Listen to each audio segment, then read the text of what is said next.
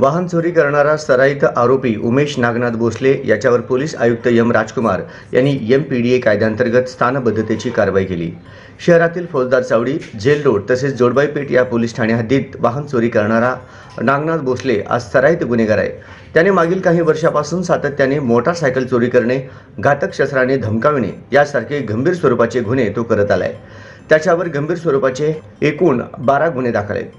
भोसले यास त्याच्या गुन्हेगारी कृत्यापासून परावृत्त करण्यासाठी त्याच्यावर प्रतिबंधात्मक कारवाई करण्यात आली होती।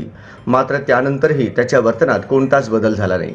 त्याने त्याची कृती चालूच ठेवली। त्याच्या घरी कृतीला प्रतिबंध करण्यासाठी पोलीस आयुक्त एम राजकुमार यांनी त्याच्या विरुद्ध स्थानबद्धतेच्या कारवाईचे आदेश दिले।